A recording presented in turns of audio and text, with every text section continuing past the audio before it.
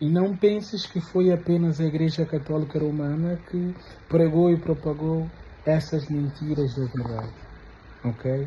Isso era disseminado por todos que entraram na África com a intenção de apoderar-se deste território. Eu refiro-me ao livro recente do escritor Paulo das Neves. É um livro que carrega consigo muita energia positiva, muito conhecimento, que eu convido a todos para lerem.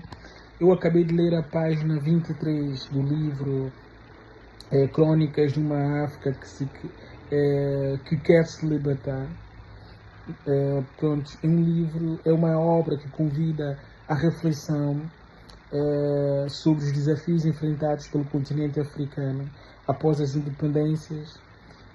O autor defende que a verdadeira liberdade ainda depende da superação da pobreza, da corrupção, da dependência externa e do neocolonialismo.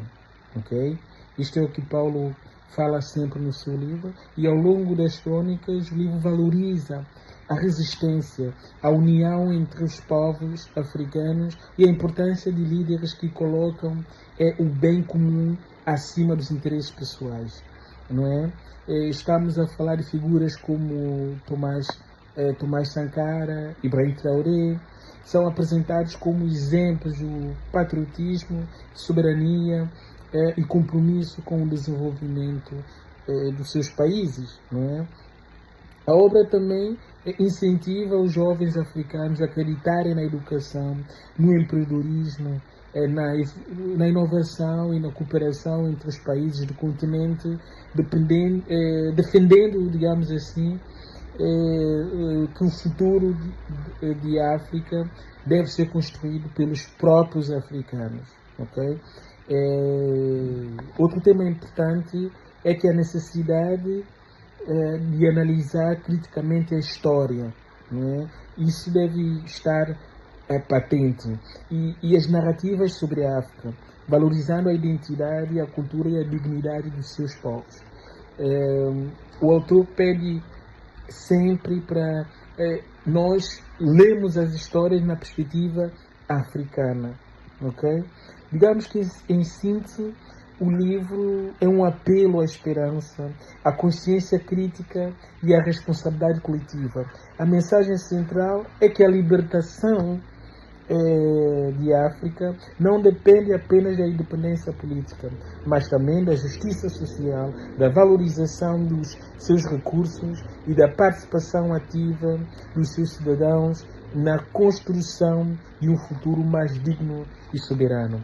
São coisas que eu sempre falei e falo, e eu fico muito feliz em saber que o meu amigo Paulo conseguiu fazer um grande resumo, conseguiu trazer todo esse pensamento, tudo que nós já discutimos um dia, trazer e colocar em um livro apenas. Não foi uma tarefa fácil. Paulo está de parabéns. Existem muitas páginas, muitas coisas que vocês podem ler. Vocês vão aprender bastante. E prontos, esse livro vai vos trazer um horizonte que, para mim, ao meu ver, todo africano deve passar por este caminho, deve absorver este conhecimento. Ok? Um abraço aos africanamente fraternos, até a próxima e leiam bons livros. Permita-me partilhar uma reflexão convosco. Prestem atenção, por favor. Não pensem que as mentiras da verdade usadas para justificar a colonização ficaram por aí. A criação de um Jesus branco, loiro e de olhos azuis, como representação do eurocentrismo, foi uma das mais belas e ardilosas mentiras da verdade. Primeiro, acorrentou as nossas mentes, depois os nossos corpos. Agora sim, acredito que estás consciente da arquitetura quase perfeita da colonização e da neocolonização. Primeiro procuraram provar, no plano espiritual, que ser negro era sinônimo de maldição, de terror, de morte. Ou seja, atribuíram significados negativos àquele povo que pretendiam colonizar, com o objetivo de o inferiorizar, não como homens, mas como escória do chamado mundo civilizado. Pensa comigo. Qual é o sentimento de um homem branco ao acreditar que a sua cor representa pureza, inocência, que é a cor de Deus? Sem dúvida, isso eleva a autoestima de qualquer indivíduo, especialmente dos homens do século XV, que tinham a Igreja cristã como um dos principais pilares dos seus impérios. Por outro lado, torna-se evidente o papel da Igreja no processo da colonização.